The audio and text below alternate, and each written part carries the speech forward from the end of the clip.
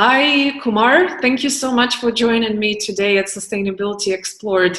I really appreciate the time that you're spending with me today on this interview. I would like you to introduce yourself a little bit for the listeners before we start. And from there, we will discuss the quadruple bottom line and what it means for us as a humanity today. So please, the stage is yours. Thanks, Anna. Thanks for the invite. My name is Dr. Kumar Iyer. I am a steel industry professional. I have been in the steel industry for the last 27 years or so. Uh, Prior to that, I have a metallurgical engineering degree, both at the bachelor's level and at the doctorate level.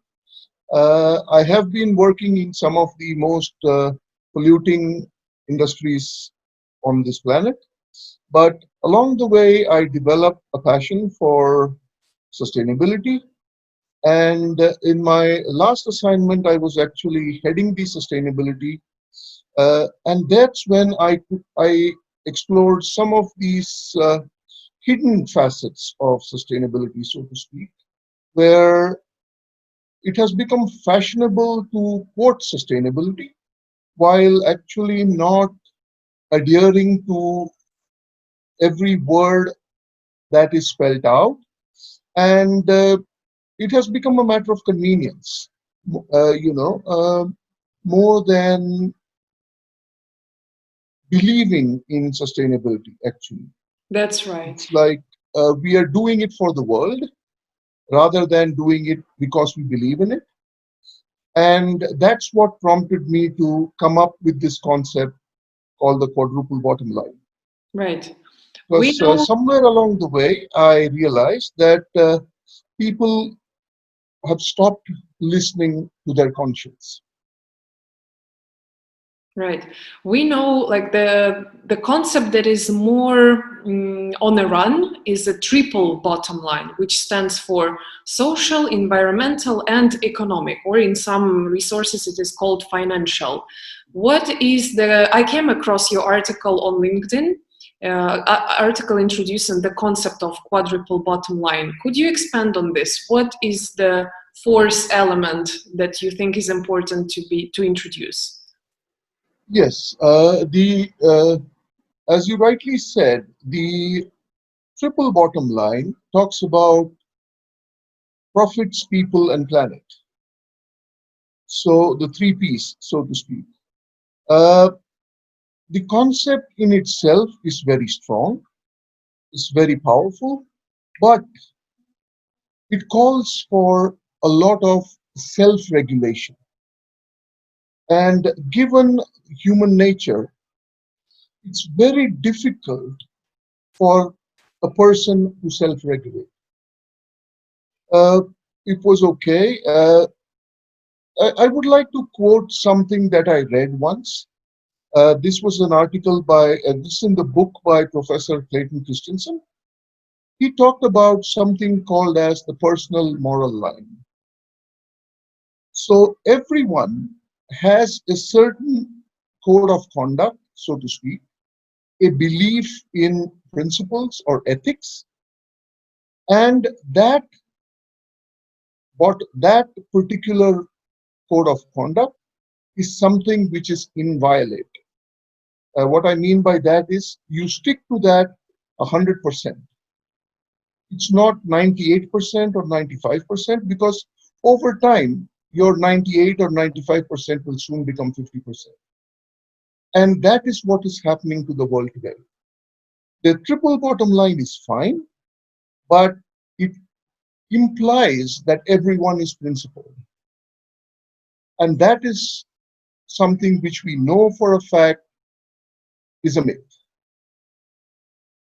Every single action that is most of us are involved in, most of the actions, I would not say every single action, but most of our actions are driven by a profit motive. There is some self-serving reason for us to get involved in that activity. I would like to call it the greed motive. So this greed is what has brought us to where we are today. And I believe that unless we introduce and include this fourth P in the discussion, which is principles, the three Ps are incomplete. How do So you? the four Ps, the quadruple bottom line, which I talk about, will talk about people, profit, and planet along with principles, which is the fourth bottom line. Mhm. How do you think it is possible to introduce, implement, and maybe even enforce principles globally? If you can, it's very simple. Actually, implementing this is very simple. It's not as difficult as people think it is. Because if you we are in the digital age, it's either 1 or 0. There Yeah. is no 0.5 in anything connected with digital. So there is a gate, it's go or no go. Similarly, in life, it's either black or it's white. There is no gray. If you can get your mind, your brain, to believe in 0 and 1 as the defining block for all your digital activities, why can you not train your brain to think in terms of black and white?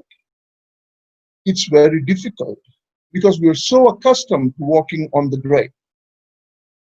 But if it was very difficult for people of my generation, at least, to accept and embrace the digital age because we're so used to doing things by our own hands. But today we could do it. So if you can do that, you can also do this. It's only a question of conditioning your brain to accept that what's wrong is wrong. I go back to something that I read long back.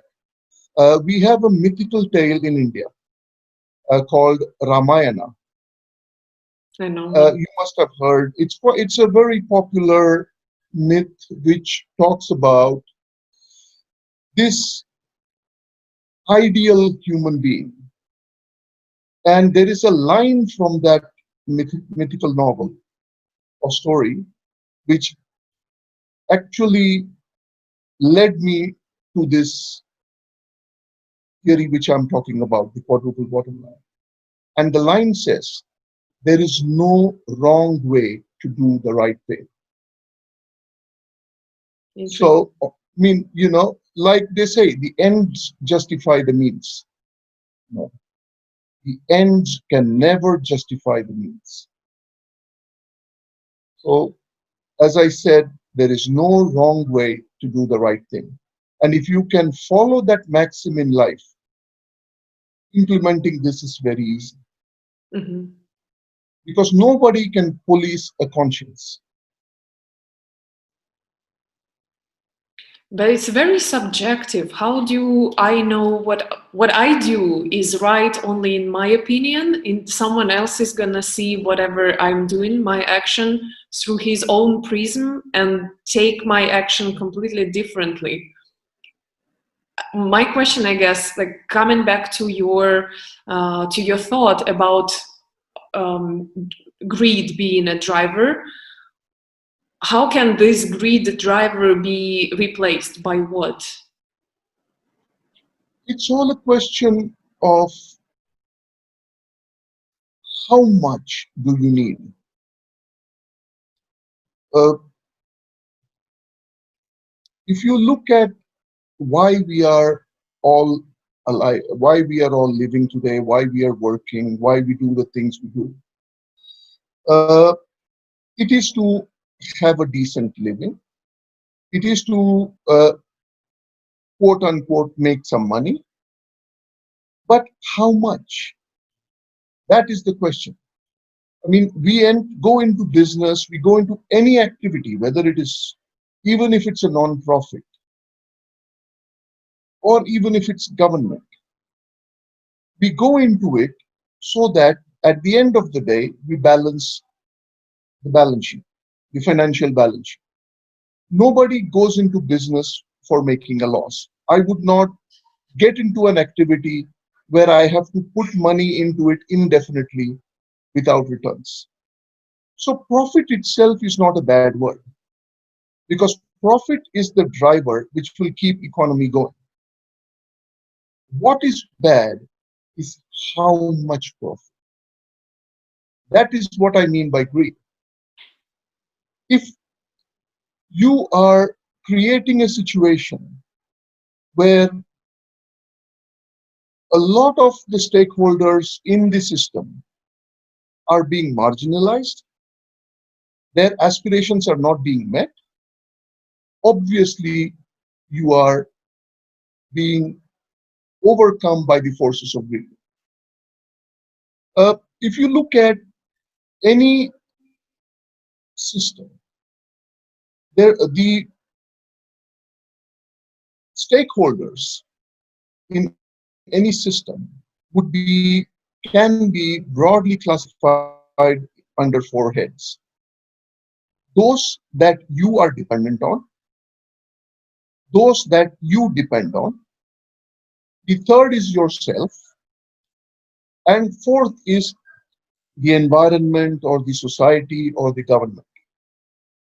If in your transactions one of these four or two of these four, or even if, I mean, if one or two of these are overly favored over the others, then that system by its very nature is not sustainable. So when you apply the quadruple bottom line to that system and weigh it among this and weigh the effects in the various on the various stakeholders, you will self-determine whether you are in compliance or not. Right. So it's not subjective. It can be made as objective and as granular as you want it to be. I have done this exercise with a few organizations, and we have been able to break down the granularity down to the uh, finest detail. Can you So expand more about the examples, real life examples of how you did it? again, it's a question of having a will. There is this organization that we are working with. I mean, I'm working with right now. And what we did was we sat down and we looked at who are the stakeholders in that particular business. We said one of them was those who depend on us are our customers, because we are providing them a service. So our customers depend on us because they pay us. We depend on are either technology providers or our employees or any other agency which is doing a service for us. And the third was the group of individuals who are driving the organization, the owners, so to speak. And finally, society. So we sat down and we broke down what were the expectations of each of these set of stakeholders. Once we broke it down, then we sat down and applied the SMART acronym to those aspirations. And where only those aspirations which were found to be SMART would then go to the next stage, which was try and understand why are these aspirations important. Once we got the why out of, I mean, noted down, we then said, how are we going to achieve these aspirations? And when we went through the exercise, even before we got to this stage, we realized that we were actually weaving a very intricate spider web, because these aspirations were not linear. one set of aspirations were heavily dependent on another set. And there was a lot of crisscross happening even between the aspirations of a single stakeholder and between those of different groups of stakeholders. So once the how was defined, that actually translated into a broad strategy on how we are going to go ahead with the business. The next step to that was to put a timeline. When? By when are we going to achieve these aspirations? And once the when was defined, the final metric was who would do it. So we started putting names, or we started putting departments against each activity. And what happened at the end was we had this template which was a live document and which we could extend for a year, 3 years, 5 years, 10 years. And what happened was we had the timeline which said we knew what we had to target every year. And because we had people's names against it, we also had so-called KPIs for departments in place. So it was specific and measurable. And it was very easy for the individuals to know exactly what is expected from them in the time frame. And by ensuring that in all this, because one of the uh, aspirational needs of the employees is that their owners should walk the talk, came out loud and clear, because the owners set the tone for how the organization behaves. So for the first time, there were KPIs which were ascribed to the promoter and to the board of directors, which till date we don't see. It's one directional flow. The board decides or the directors decide, and then it flows down through the organization. In this case, there was a reverse flow where the need of the organization was communicated to the board, and the board was made answerable for activities which the employees were expected to do. So they had to actually, the board was made accountable, so that they said, if you are doing this, we will do this. If you don't do this, I'm sorry, but you can't force us to do this. So that's how the principles actually got into the system. Because the board cannot, in all conscience, come and say, it's okay for me to lie, but I expect you to be honest. So this actually showed them a mirror. And at the end of the exercise, there was a lot more transparency, there was a lot more clarity, and the business actually realized that, okay, it's okay for us to make a slightly lower profit as long as we're doing the right thing. We're not damaging the environment. One of the targets which they had was to become energy neutral, zero solid waste, zero liquid waste. A lot of such minute details got put into it, and there were actual, these responsibilities were actually earmarked to individuals within the organization. So we could ensure that all four stakeholder families were in equilibrium.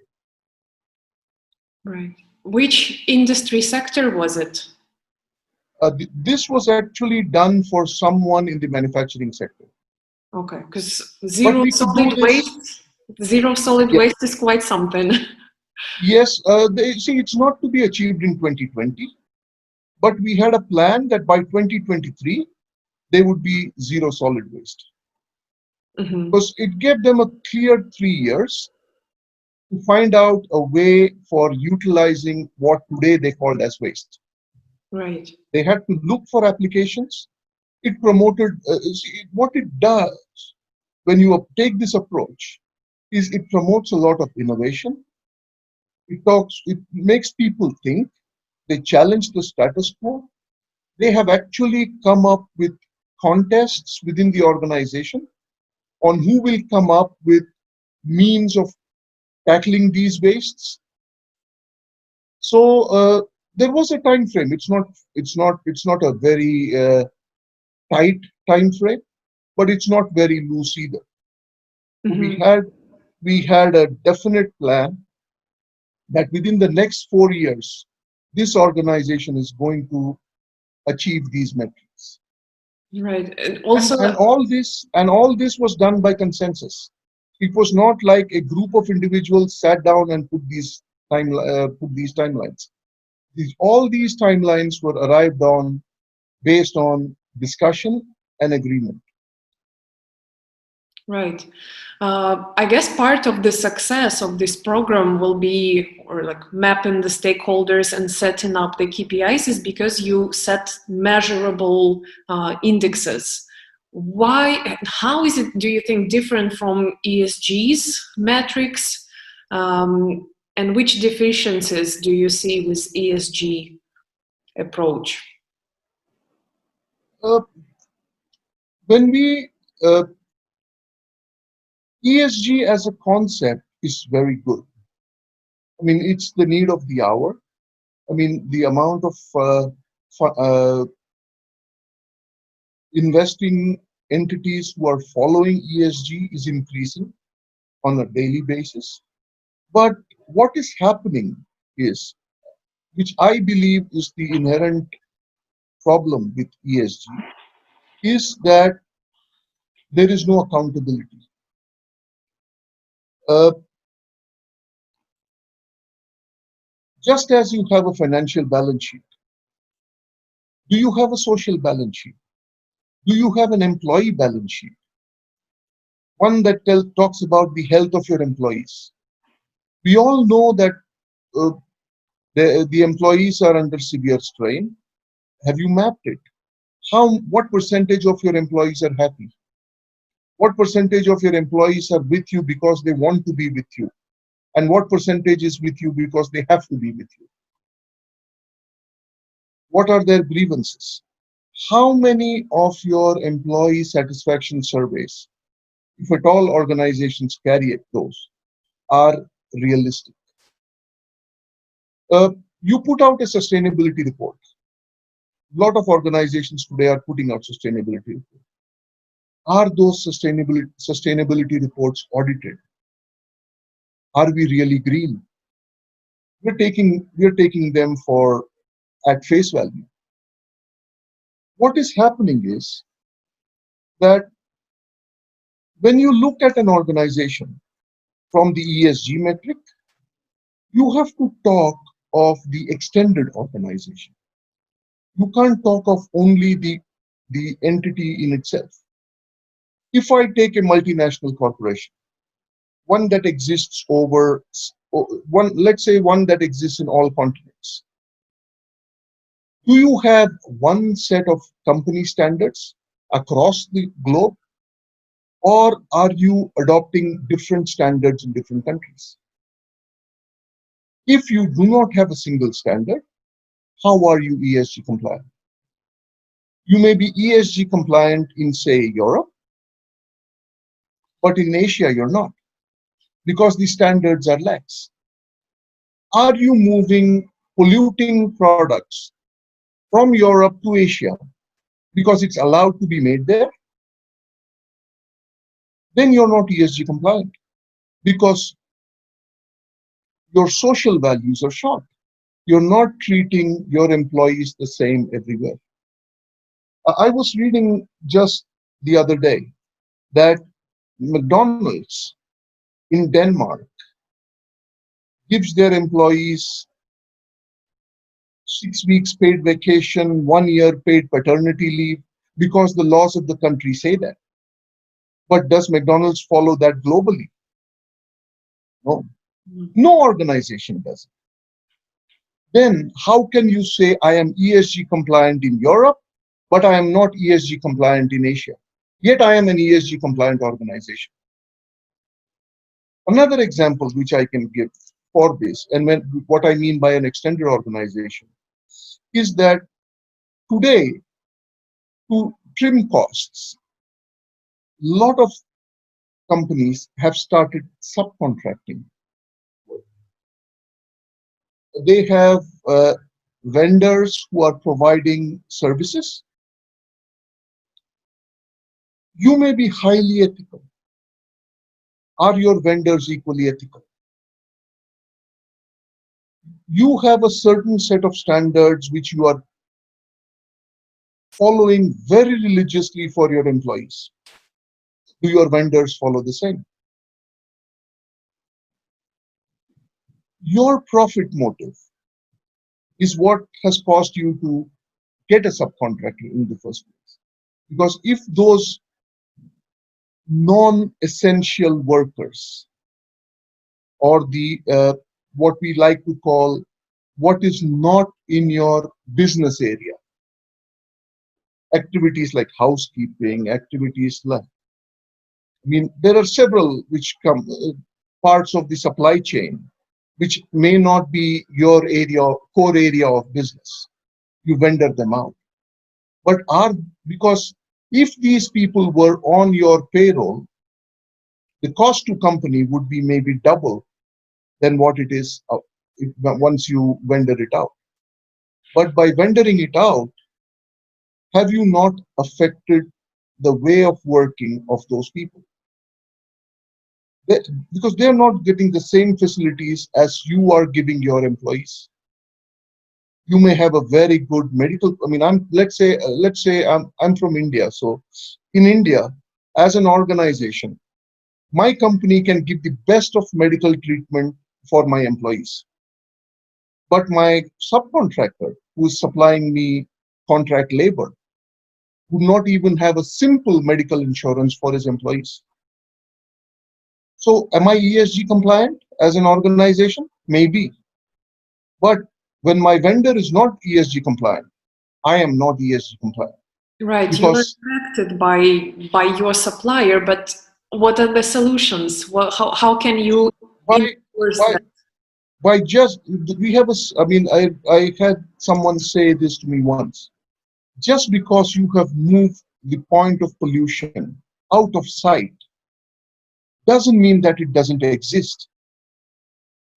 So the pain points are still there. It's my greed which has forced me to get a subcontractor. I'm not against globalization. I'm not against I'm not against subcontracting if it's done for the right reasons. If your subcontracting is done only to save money, then that's not the right reason. If your subcontractors have the same uh,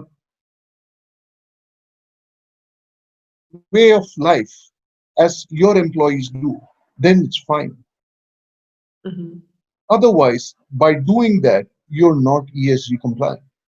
Because somewhere this tailspin, because if let's say I cut corners when I employ a subcontractor, because the law allows me to do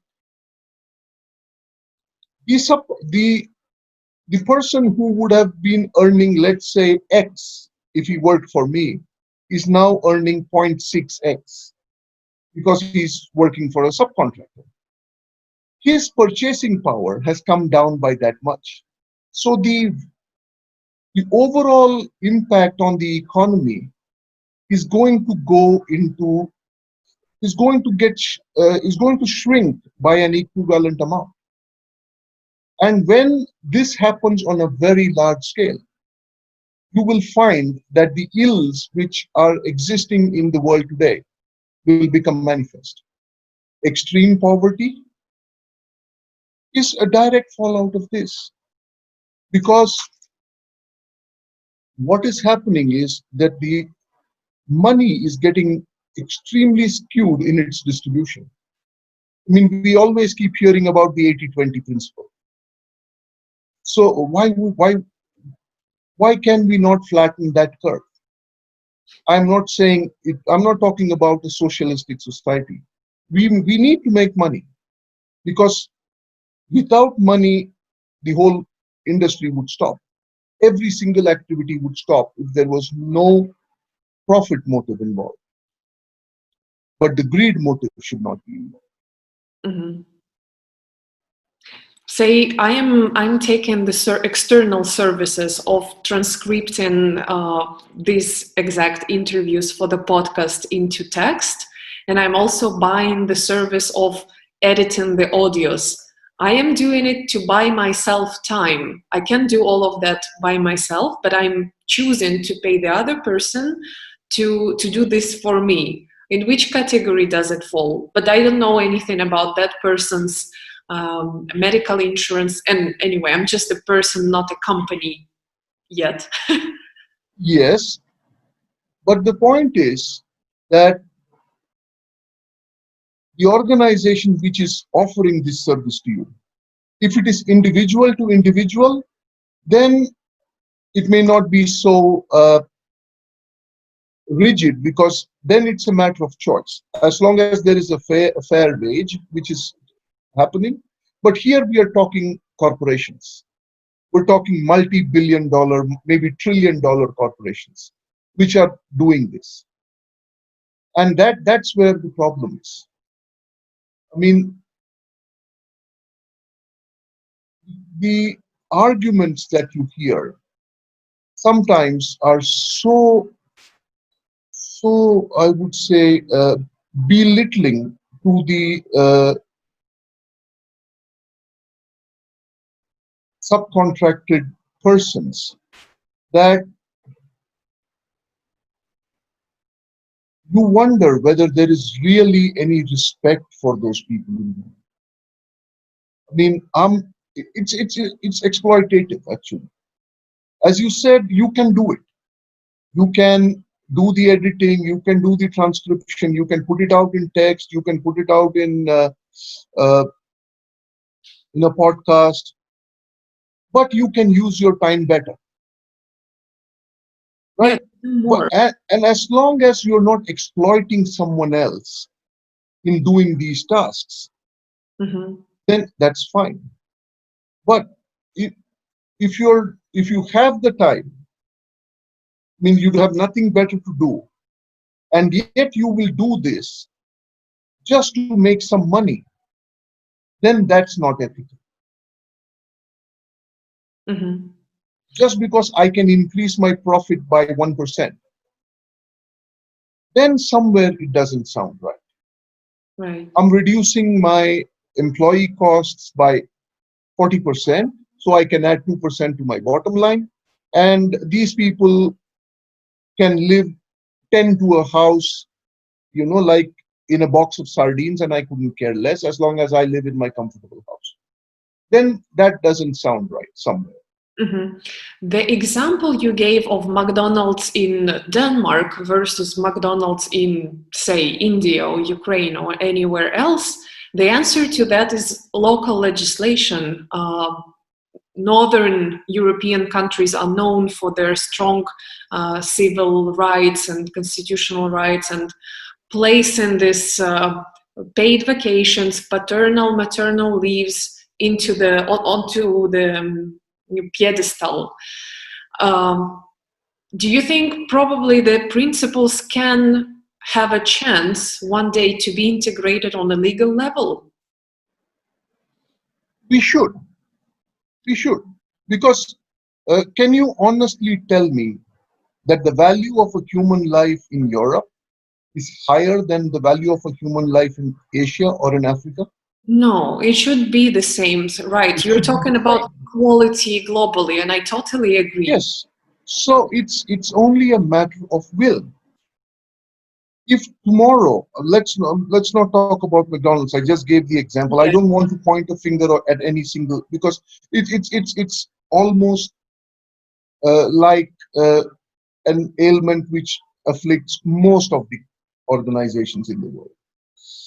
It it's your call.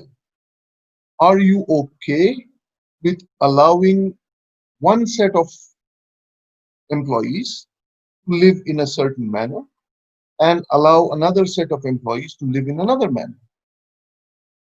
That's where I say, when you say you are ESG compliant, I say no. When you say these are our SDGs, no, because they will never be achieved. So it's for these authorities which actually give these certifications to question the system. And if you come in and say corporation X is ESG compliant, then find out if it has these kinds of employee balance sheet. This is what I mean by an employee balance sheet.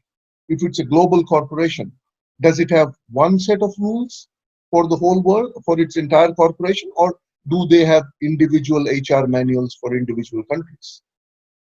Yeah. Then you're not following equity. Hmm. You don't play by one set of rules. And by extension, you can also, if you really have the will, come out and put pressure on the government. Because if you are in a position to influence, and a lot of these big corporations are, because when they come in and they say we are bringing in so many jobs into this community, and in exchange the government is giving you benefits, can you not also put your foot down and say, I want these conditions to be done from the taxes that I'm going to pay you? There is a will. It calls for a will, and that will, unfortunately, is missing in most of us. I mean, I include myself in it. I mean, it's nice. Most of the times, I try to be correct, but it's not possible to be 100% black or white. My mind is not yet tuned to look at things in black and white 100% of the time. I can say 90% of the time I know I'm usually distinguishing between black and white, but about 10% of the time I'm still walking on the gray. Hmm. So, and it calls for a very strong personal moral line if we have to take a stand. Because this calls for taking a stand. This calls for something a lot more fundamental than doing business. You have to believe that all men, I mean, when I say men, I mean all men and women are Yeah. created equal. If we believed in that, we would not have problems of gender equality. We would not have problems of poverty. We would not have problems of exploitation. We would not have problems of climate change, because you would not be exploiting resources of one person to feed another person. All this can be traced back to that. So inherently, we don't believe that all of us are equal. It goes back to what George Orwell wrote. All are created equal, but some are created more equal than others. Yeah. And so, that's ingrained in our psyche now. And that is what is leading to these problems. Right. If you were to outline the, up to 5 principles, which they would be? Which ones you would include into your top 5?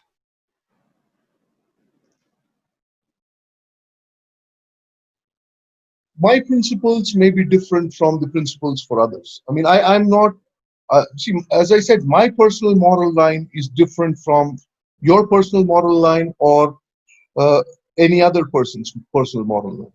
But there are some which are, I would say, universal, which people believe irrespective of who they are. Honesty.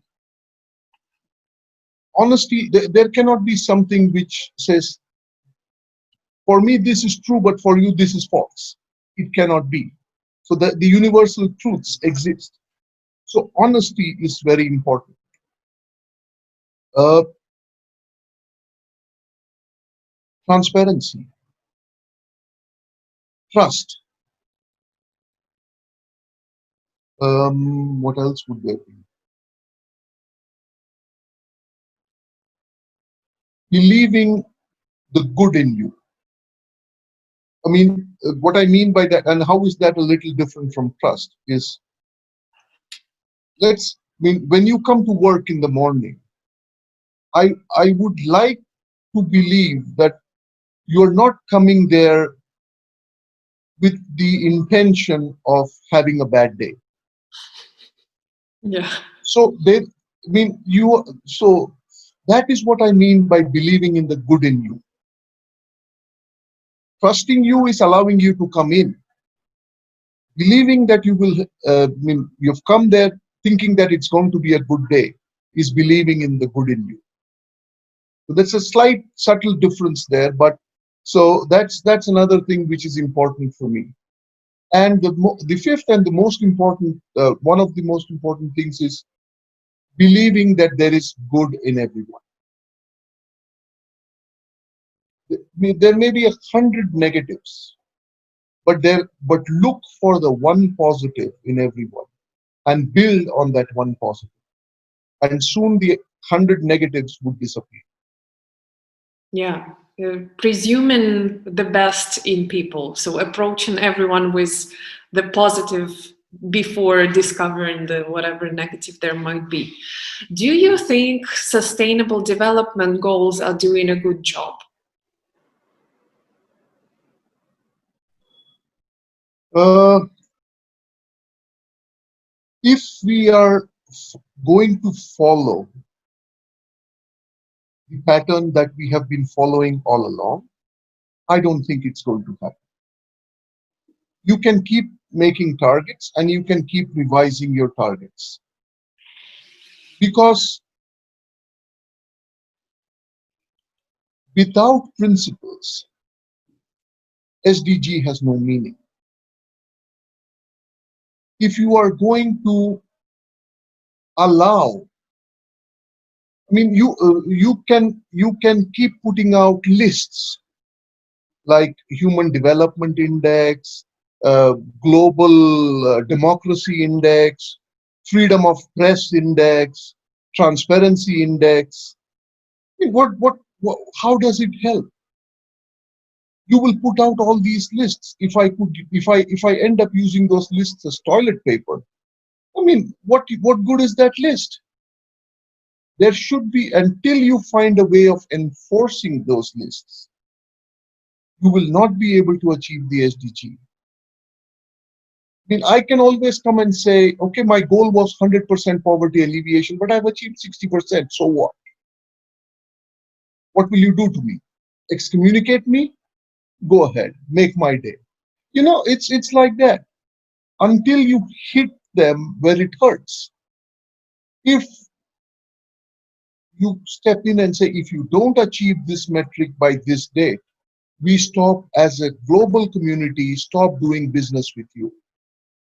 Your people can't move out. You get isolated from the rest of the world. Can we do it? No, I don't see it happening. And if that doesn't happen, SDG will not happen. It sounds dictatorial, but if you have to do a lot of good to a lot of people, and if you, the way you look at it, the way things are going today, with most of the world slipping below the poverty line, unless you take drastic measures, you're not going to be able to achieve it. Right. I think that as a humanity, we were doing pretty well before the pandemic in alleviating poverty, slowly and steadily. But now, it's such a pushback with inflation and stopping everyone and everything. The pandemic itself was something which was due. I'm not surprised. If not in this way, it would have come in some other way. Because what has happened is, since the 1950s, that's when we actually, I can trace the root of the greed to the 1950s. Till that, just after World War II, and when the economy started expanding. Till then, we still had a lot of self-contained countries and organizations. Global trade at that point in time was somewhere around 15% of the GDP, global GDP. Today it's 50%. The goods which are destined for transportation, I mean, the goods which are destined for manufacturing have gone up 4 times in that period. You see raw material moving back and forth between continents. I mean, I was speaking to the CEO of a European company. This was a few years back, 4 or 5 years back. And he was talking about the situation in the 1990s and early 2000s, when he said it was cheaper for him to move raw material from Europe to China, get the semi-finished product back to Europe, complete the assembly, and put it out. I mean, what are you talking about? What is your supply chain? How much have you butchered the environment? I mean, all that back and forth movement of raw material. I mean, so this was due. It was supposed, I mean, if not as COVID-19, it would have come up as something else. Yeah, the system definitely needed a stressor, and the stressor Yes, came. And actually, your example just reminded me on a more individual level, the traveling, how it was cheaper to buy two-ways ticket and still use only one if you needed only one way, yet it was cheaper to buy both ways, not go, and it's crazy. And just earlier yes, today, I had a conversation about islands and climate adaptation and how it's easier and cheaper to go on Ryanair from the UK to Latin America or some islands around Caribbean basin. And within that basin, it's practically impossible, or is it either it's extremely expensive or yeah, you simply cannot do it. yes, Crazy. yeah. So, and that's what happens. See, when you follow cheap resources, whether it's material or manpower or technology, and when you have this indiscriminate movement of goods and services, it, it is going to happen. Because what happens is, a certain area, I may have immunity to a certain infection because of conditions which exist in my area. But because of rampant back and forth uh, transport, once I get involved, I become a part of the supply chain. And I do not have the means of controlling this disease. Then it is going to come back. It will come back with the goods which I am transporting back. It could be plague, it could be anything. I mean, I'm not pointing a finger specifically at this pandemic. The minute I compromise my supply chains, the minute the number of stakeholders increase in my value chain, I am exposing myself to risks. I'm not advocating making everything under a single roof. No, but be responsible about who you are associating with. Not just because someone is cheaper, you don't get involved with someone. Right. I think countries are already starting to focus on a so-called donut economy. So producing in a circle around your own community. Say you need to build a house, take something from the 5-10 kilometers radius. The material should come as close as possible from around your area, produced and manufactured as close as possible to where you are. So I think this is the trend is picking up. Um, Pre-last question: how do you think the world theoretically is going to change post-pandemic? It's very difficult for me to predict because for the simple reason that I'm not a sociologist or an economist. I don't know. I don't have access to those models. purely from the, if I were to gauge the world based on my quadruple bottom line, I would say that organizations and countries will start, should start, I will not say will start, but should start listening to their stakeholder aspirations more. So if you start doing that, we are going to, in my estimate, we're going to go back to where we were maybe 30 years ago, where we would be looking at more within the continent. Europe, for example, would start looking more at sourcing from within Europe. These long supply chains are not sustainable. And not viable. They will crash. They will crash. I mean, they may not crash entirely, but I mean, my gut feeling is they should crash. We would go back to the levels of 15, 20, 25% of the global GDP will become the global trade, not what it is now. So a lot more of local uh, involvement in the goods and services. Uh, Air travel, I see coming down significantly, because what one good thing which this pandemic has shown us is that it is possible, with the way technology has developed, for us to have meaningful interaction from the comfort of our living room. Exactly what is happening now. Exactly. So that is and I have had feedback from colleagues, from friends who have been told that at least for the rest of this year, let's experiment with this system. Let's see if we can make it work.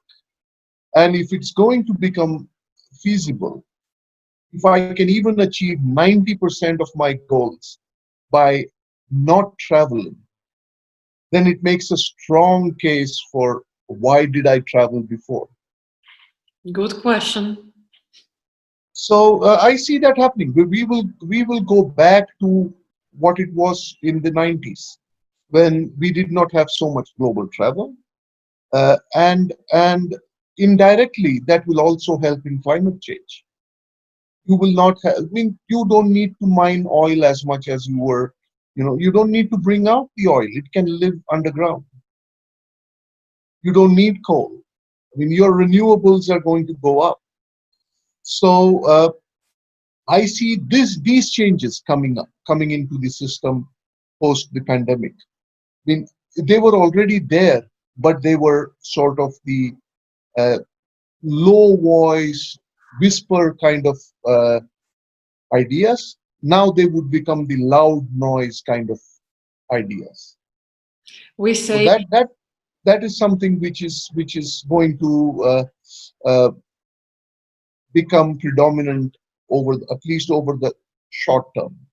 right, as we say here in Ukraine, your words to the God's ears. Hopefully, Absolutely. and hopefully it Yes. is gonna be really the case. Yeah. Probably one last question. One piece of advice you could give to the listeners, maybe a book recommendation, maybe something to look at. What would you say to expand our horizons?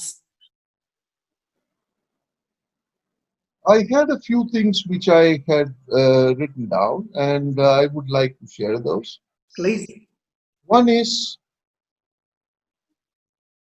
if you have not already done so, define your personal model. It's the need of the hour. Define your personal moral line. There is no right or wrong in this, believe me, because you can start and society will correct it.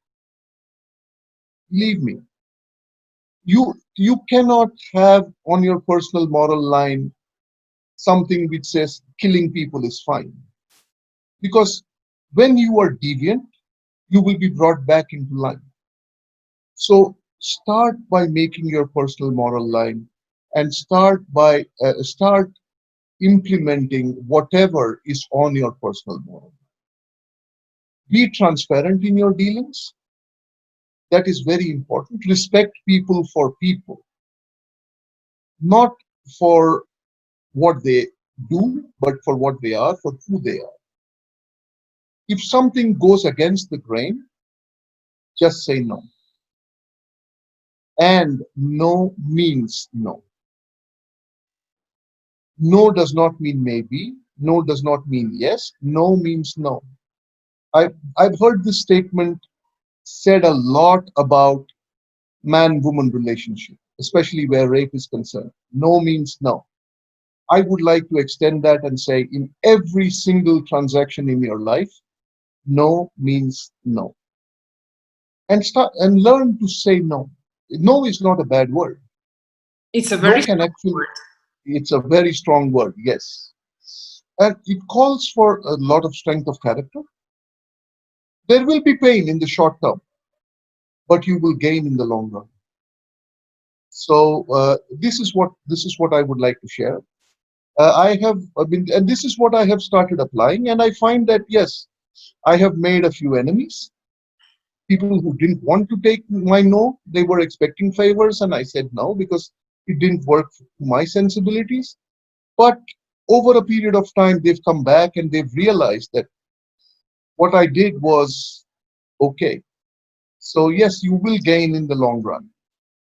Totally agree, totally share this thought. And from my observations, from what I noticed, I think it makes people in the long term, in the long run, makes people respect you more because you were able to stand your ground, you were able to be transparent about who you are, your strong moral code.